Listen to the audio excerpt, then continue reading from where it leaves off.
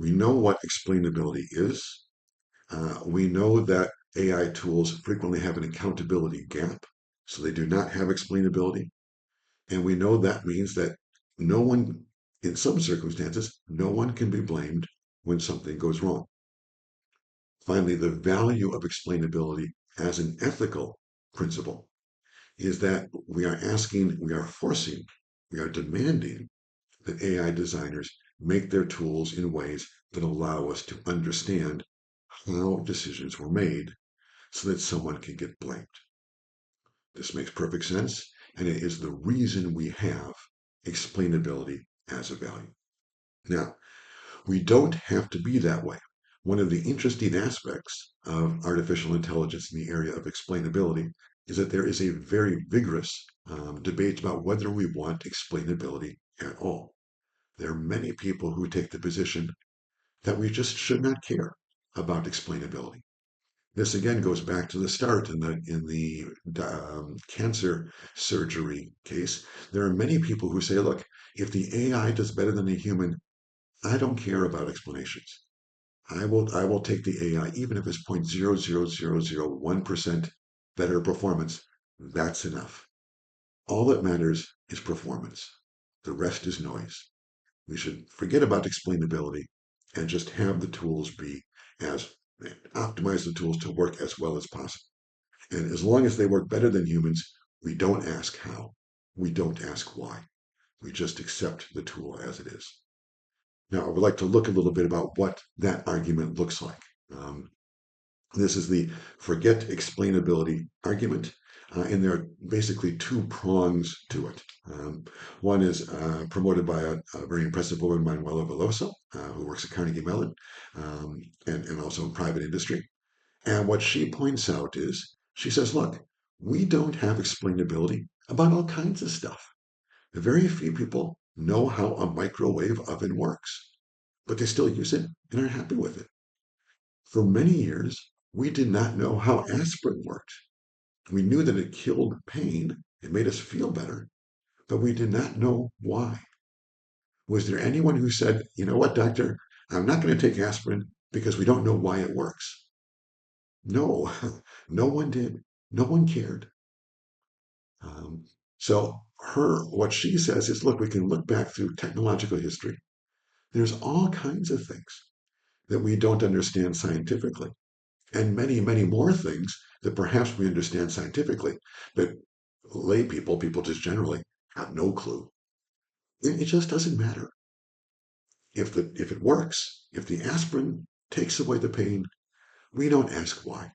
We just use it. And she says, in the face of that long history, why should AI be any different?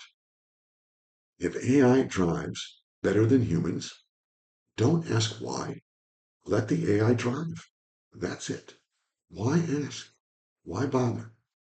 If AI performs surgery better than humans, don't ask why. Use the AI. It's a powerful argument. Now, there is also a theoretical argument. The theoretical argument is somewhat more complicated, and I will go through this as clearly as I can, though it would require a significant amount of time to explore to its full extent. Um, but the theoretical argument is called an epistemological argument. Epistemology is about the way we think, or the way or how we produce knowledge. An epistemological question is, what does it mean to produce knowledge? Or what counts as knowledge? And there are many advocates, let's say advocates against explainability, who say, look, computers produce knowledge differently. They have a different episteme. And we should just embrace that kind of knowledge production. And that knowledge production exists outside of and is foreign to explainability. It's just the way knowledge is produced without explanations. And we should accept that.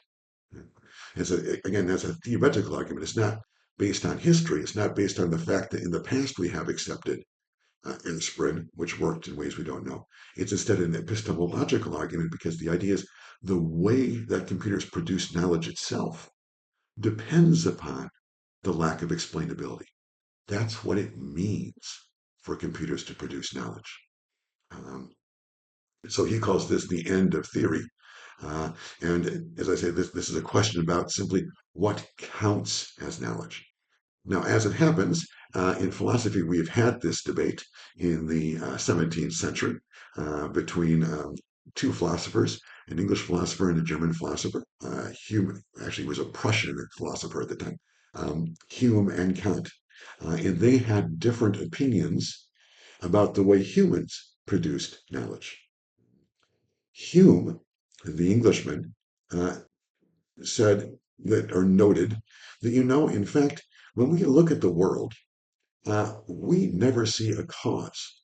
Think of a playing pool, and one ball strikes another, and the other rolls into the pocket or misses. Uh, we call the striking of one ball against another a causal effect. That's what delivers the momentum from one ball to the other. It strikes the ball. But we never see that cause. We never smell that cause or hear that cause. And Hume makes the leap and says, you know what? I don't think causes exist. I think cause is a fantasy. I think the only thing that exists, and here Hume is an empiricist, just believes in things we can see and hear and touch. I think that the only thing that exists, Hume says, is constant conjunction. That is, when we see A and we get B, we see A, we get B, we see A, we get B, we see A, B. Right? That's what our brain does. Our brain does not see that A causes B. That's a fairy tale for him. All our brain does is see the one follows the other consistently. And with enough repetitions, we learn that the one will follow the other, and that's it. That's the way for Hume we produce knowledge. There's no explanation for why we know that ball A will make ball B go. But we don't need to know why. All we need to know is that when ball A hits ball B goes once. A hits B, goes twice. A hits B, it goes three times. A hits B again, what will happen? Well, we can guess. It will go. We don't need any more than that. So Hume, as an empiricist, anticipated the way computers produce knowledge. Computers produce knowledge in the same way. Simple constant conjunction, correspondence. If you see A, then you get B over and over again. Kant, by contrast, believed that humans have a special kind of knowledge. Kant believed that the condition of the possibility of us understanding the world, the way we see the world, is through cause and effect and other things, but we'll just talk about cause and effect. Um, in other words, what Kant says is, look, cause and effect is not something in the world. Cause and effect is entirely in our minds, and it's the way our minds work. That's why it's an epistemology. It's kind of like imagining if your glasses had yellow lenses. If your glasses have yellow lenses, then everything you see is yellow. Well, Kant says that's the way our brain is too. Our brain has ways of experiencing reality, and one of those ways is causality. As for how is reality itself, Kant called that the noumenal realm. He said we have no idea how reality is. Reality is a complete mystery. The only thing we know is how reality is inside of our minds. And inside of our minds, the way reality is, it is arranged by an idea of cause and effect. So cause and effect is not in the world. Hume was right about that. There is no such thing as cause and effect. Today, no one believes that there is such a thing in the philosophical world. No one believes that there is such a thing as cause and effect. But some people believe that cause and effect is just a fairy tale that we make up. Other people believe that cause and effect does exist, but only in our own mind and as the way we understand experience. Just like yellow tinted lenses make everything yellow. So those are two different ways of understanding the world. Those are two different ways of understanding what it means to have knowledge. For Kant, what it means to have knowledge is to understand the world coherently in terms of this cause and effect. For Hume, what it means to have knowledge is to see how things correspond repeatedly. So, just as a simple example, clouds and rain, for Hume and for computers, well, it's quite obvious. Rain leads to clouds. Every time you have rain, you have clouds. Rain, clouds, rain, clouds, rain, clouds. Almost never fails. Whereas by contrast, clouds do not lead to rain, right? We have clouds. I'm looking outside. We have clouds right now, but we don't have rain. So for Hume and for computers, clouds and rain, that doesn't mean anything. But rain and clouds, yeah, that means a lot. If it's raining outside, you know there are clouds. So Hume says that's the way knowledge is produced, and that's what knowledge means. Whereas by contrast, Kant says the way we produce knowledge is by looking at the clouds and our brain doing things like saying, this has got humidity, and as a certain temperature falls, the humidity condenses, and the condensation grows large enough to fall out of the air and drop as raindrops. These are explanations for why rain falls. But they're not correspondences. They're causal reality. It's the temperature drop that causes the condensation. It's the condensation that causes the water to fall. So for Kant, clouds cause rain, even though we don't always have rain when we have clouds. Now, of course, it's somewhat more complicated than this, but in terms of knowledge, it's not. And in terms of epistemology, it's not. There are two fundamentally different ways of thinking about the way knowledge is produced and what it means to have knowledge. So there is a kind of question then for machines and humans and knowledge and explainability. Is it the case that we are trying to bring machines up to our level of knowledge, and this understands human knowledge as being special, as Kant imagined, because it is based on cause and effect? Or are machines bringing humans back down to the way human knowledge actually really works, as Hume proposed, simply as correspondences and nothing else? So it's very unclear. It's a very uncertain sort of debate we are in. And are the machines coming up to our level, or are they bringing us down to their level? Regardless, what matters fundamentally is the following conclusion. There are two different ways to think about what knowledge is. If you think in terms of correspondence, if you believe that what counts as knowledge is correspondence, then you typically believe you will believe that what counts as knowledge is an accurate prediction.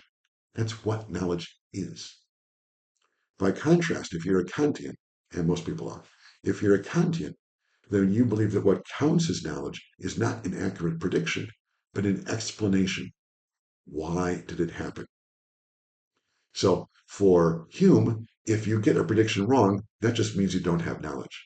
For Kant, if you get a prediction wrong, well, it's just wrong as long as you can explain later on why it was wrong. In any case, things keep coming back to the original question. How is knowledge produced? And what does it mean to have knowledge? And the split is knowledge is produced by correspondences or knowledge is produced by causality. Okay. So to wrap this up, what Chris Anderson says, he diverges from the Kantian view, and as I say, most of us are conditioned by the Kantian view. It's the dominant view in the West. He diverges from the Kantian view and says, look, we should just accept that machines create knowledge differently. They create knowledge in the way that Hume proposed, through correspondence, and we should let them do that. Part of what that means is they will produce knowledge, at least in some ways, better than we do. They will drive cars, sometimes better than we do. They will perform surgeries, sometimes better than we do. But that also means that our fundamental tool for understanding and giving accountability, causality, understanding why Something did something else. Why did it rain? Why did the car turn left instead of right? Why did the surgeon, the mechanical surgeon, do this instead of that? Um, what what disappears when we accept knowledge through correspondence are answers to that question. So Chris Anderson says, look, for computers, we should just give up on accountability. We should give up on explainability. And we should be happy with the fact that at least in some areas, it does better than human beings. And when it makes a mistake, we don't ask why. We just accept that. This again goes way back to the start and to the original dilemma we had about the surgeon. Um, if you get better performance, but you have no idea of why, or what reasoning the machine is following to make its decisions, do you take the machine or the human? Chris Anderson says, and those who say forget explainability, say that we should get used to the machine choice. We should just accept life without explanations. And therefore, this is the difficult part, frequently life without accountability. Something goes wrong and it's no one's fault.